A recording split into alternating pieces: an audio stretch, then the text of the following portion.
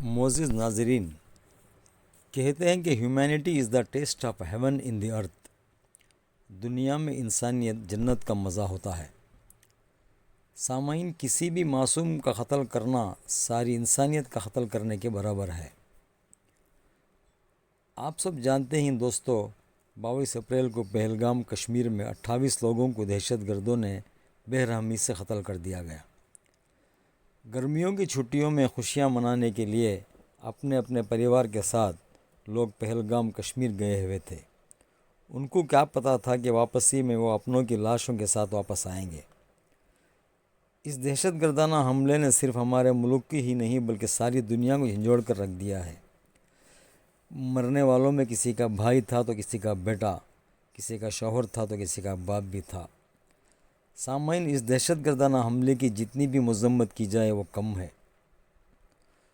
دوستو، اس حملے کا سب سے زیادہ دکھ کسی کو ہوا ہے تو وہ تو مرنے والے فیملیز اور کشمیری عوام کا ہوا ہے۔ کشمیری عوام اس حملے سے بہت رنجیدہ ہے۔ حملے کے دوسرے ہی دن پورا کشمیر بند کر دیا گیا۔ ساری دکانیں، کاروبار بند کر دیے گئے تھے۔ راستے ویران ہو گئے۔ سب لوگ مرنے والوں کے ساتھ ہمدردی کا اظہار کرنے لگے۔ ٹیلی ویژن پر ایسے مناظر بھی دیکھنے میں آئے کہ کشمیری عوام مارے جانے والوں کی فیملیز کو اپنی جان جوخم میں ڈال کر ان کی حفاظت کرتے ہوئے نظر آئے۔ جتنے بھی لوگ کشمیر آئے تھے ان سب کو کشمیری عوام ہر طرح کی مدد کرتے ہوئے نظر آئے۔ ان لوگوں کو ایئرپورٹ تک پہنچانا، ریلوے اسٹیشن تک اور بس اسٹیشن تک لے جانے کے لیے کوئی کرایہ نہیں لے رہے تھے۔ سوشل میڈیا پر ایسے کئی ویڈیوز آپ کو مل جائیں گے جس میں کشمیری عوام وہاں آئے ہوئے سیاحوں کی مدد کرتے ہوئے اور جس جگہ حملہ ہوا وہاں لوگوں کی جانیں بچاتے ہوئے نظر آئیں گے۔ مارے جانے والے لوگوں کے ساتھ ہمدردی جتانے کے لیے سارا کشمیر بند کر دیا گیا تھا، لیکن افسوس اس بات کا ہے سامعین کہ ہندوستان کے کسی بھی شہر میں بند نہیں منایا گیا۔ زندگی حسب معمول چل رہی تھی۔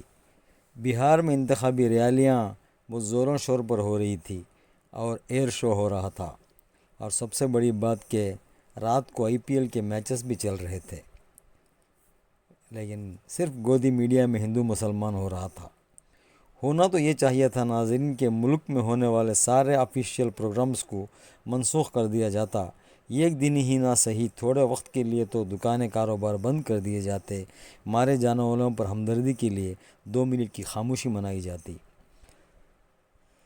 سامعین، یہ تو نہیں معلوم ہوا کہ ان دہشت گردوں نے 28 معصوم لوگوں کی جان کیوں لی۔ شام ہوتے ہوتے خبر آئی کہ اس حملے کی ذمہ داری لشکر طیبہ نامی دہشت گرد تنظیم نے قبول کی ہے۔ دوستو، یہ حملہ اس وقت ہوا جب امریکہ کے وائس پریزیڈنٹ ہندوستان کے دورے پر تھے اور ہمارے وزیر اعظم نریندر مودی سعودی عرب کے دورے پر تھے، تو اپوزیشن پارٹی کے لیڈر کانگریس کے نیتا راہل گاندھی بھی امریکہ دورے پر تھے۔ جیسے ہی اس حملے کی خبر آئی تو وزیر اعظم پردھان منتری نریندر مودی سعودی عرب کا اپنا دورہ آدھے میں ہی چھوڑ کر ہندوستان واپس آ گئے، اور راہل گاندھی نے بھی اپنا باقی دورہ منسوخ کر کے ہندوستان واپس آ گئے۔ راہل گاندھی دہلی پہنچتے ہی کانگریس کی ہنگامی میٹنگ بلائی اور اس میں حصہ لیا، اور BJP حکومت کی طرف سے بلائی گئی آل پارٹی میٹنگ میں بھی انہوں نے حصہ لیا، جس میں ہندوستان کی تمام پارٹیوں نے بھی حصہ لیا تھا۔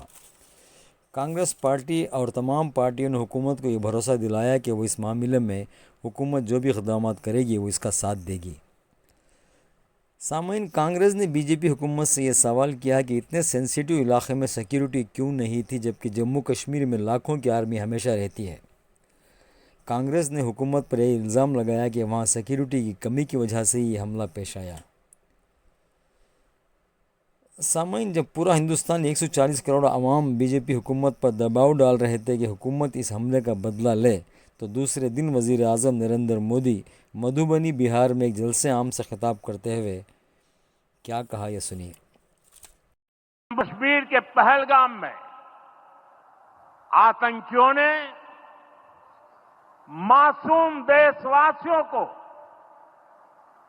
جس بے رحمی سے مارا ہے اس سے پورا دیش ویتھت ہے۔ کوٹی کوٹی دیش واسی دکھی ہیں۔ سبھی پیڑت پریواروں کے اس دکھ میں पूरा देश उनके साथ खड़ा है। जिन परिवारजनों का अभी इलाज चल रहा है, वे जल्द स्वस्थ हो, इसके लिए भी सरकार हर प्रयास कर रही है। साथियों, इस आतंकी हमले में किसी ने अपना बेटा खोया, किसी ने अपना भाई खोया, किसी ने अपना जीवन साथी खोया है। उनमें से कोई बांग्ला बोलता था, कोई कन्नड़ा बोलता था, कोई मराठी था, कोई ओडिया था, कोई गुजराती था, कोई यहां बिहार का लाल था। आज उन सभी की मृत्यु पर करगिल से कन्याकुमारी तक हमारा दुख एक जैसा है, हमारा आक्रोश एक जैसा है। ये हमला सिर्फ निहत्थे पर्यटकों पर नहीं हुआ है, देश के दुश्मनों ने भारत की आत्मा पर हमला करने का दुस्साहस किया है। मैं बहुत स्पष्ट शब्दों में कहना चाहता हूं, जिन्होंने ये हमला किया है, उन आतंकियों को और इस हमले की साजिश रचने वालों को उनकी कल्पना से भी बड़ी सजा मिलेगी। सजा मिलकर के रहेगी।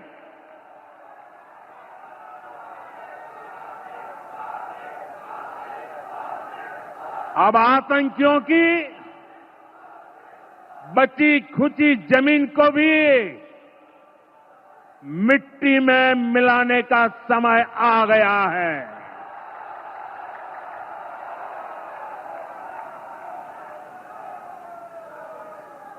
140 करोड़ भारतीयों की इच्छा शक्ति अब आतंकी आकाओं की कमर तोड़ कर रहेगी।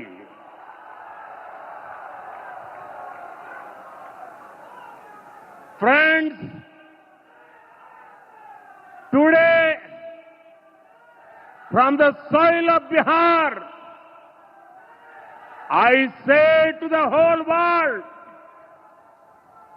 India will identify, track and punish every terrorist and their backers.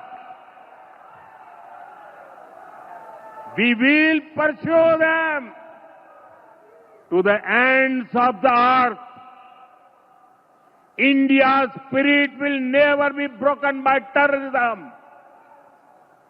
Terrorism will not go unpunished. Every effort will be made to ensure that justice is done. The entire nation is firm in this resolve. Everyone who believes in humanity is with us. I thank the people of various countries and their leaders who have stood with नाज़रीन, us. हुकूमत का कहना है कि इस हमले के पीछे पाकिस्तान का हाथ है, क्योंकि लश्कर तैयबा और इसकी तरह की कई तंजीमों की पाकिस्तान मदद करता है।